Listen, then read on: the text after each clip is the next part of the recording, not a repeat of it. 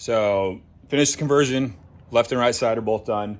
One thing to note, the reason that the manual and the automatic don't go tit for tat with each other, apples to apples, you lose a little bit of height clearance when you're moving from the automatic to the manual door. So for people that are a little bit taller, please note that this is gonna be a little bit lower. You could hit your head on that.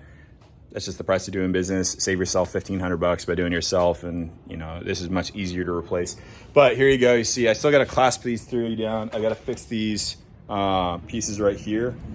Here, I popped this panel, this access panel off with the flathead to get access to the electrical components here that came out of this hole right here.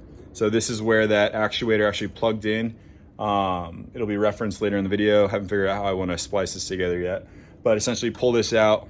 This is new, this is new, this piece down here is new. And then when I close the door, easy peasy, lemon squeezy. And then it doesn't open up automatically, but you'll be able to hear a little bit. You can hear that the automatic engages, disengaged. So the door still does lock after the fact. Pretty nice. We'll see if there's any issues. Nick, that's me. I'm recording this because I struggled to find a very comprehensive video, but I got a 2020 RAV4 Hybrid, and the actuators on the automatic lift gate pooped out on me. It was gonna be a couple $100 to have Toyota check it out, diagnose it, and then from there, maybe running from $1,200, $1,500 to get the actuators replaced for an automated lift gate. They don't have a manual conversion kit per se for the newer models, but you can still use older products that they have to do the manual conversion. So right now, I am going to kind of take a couple videos, hopefully stitch them together and show you guys what you need to do. First things first though, you need to make sure you got the parts for it. So you got your actuator off on the left and right hand side of the doors. This right here, some cabling that's gonna go up behind this panel. So you're gonna wanna take a screwdriver, flathead, pop this off. There are 3 plastic holding pins that kind of keep this unit on the back of the trunk.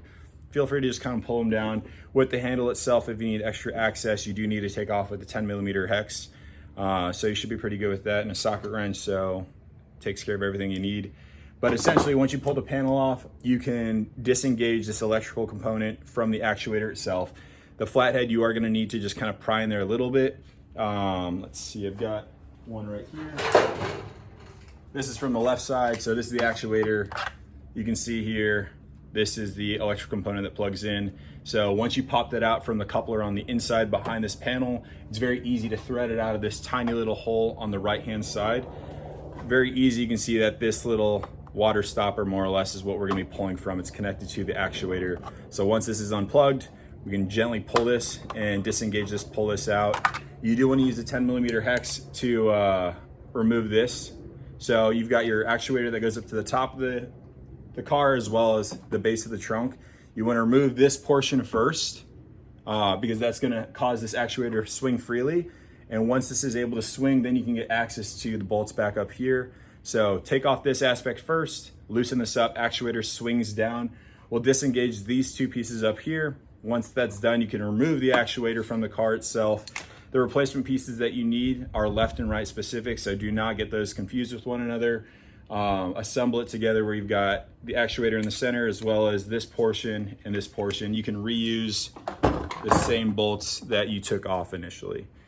So essentially, once this coupler has been loosened up and removed, take it out of this portion. We're gonna remove the hexes up here. I've done that before.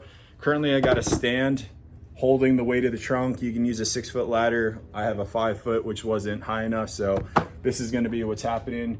You wanna be able to manipulate a little bit because you do need to lift and close the trunk ever so slightly when you're getting this portion up. This is already loosened, so I'm gonna show you. Lift up the door a little bit. And I just wanna jiggle this.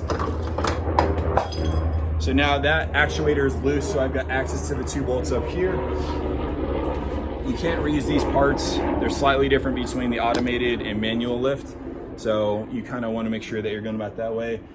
I'm going to loosen these up. I'm going to assemble these other parts right here. You can find them online pretty easy. I use some Toyota dealer to kind of help me out with the conversion, and it's pretty straightforward. So I'll see if there's anything else I want to add to the video, but in the meantime, get your parts, get a 10mm socket wrench, maybe not hex, but yeah, 10 millimeter socket wrench. Loosen up the parts that are attached to the car first. This is gonna be second up here.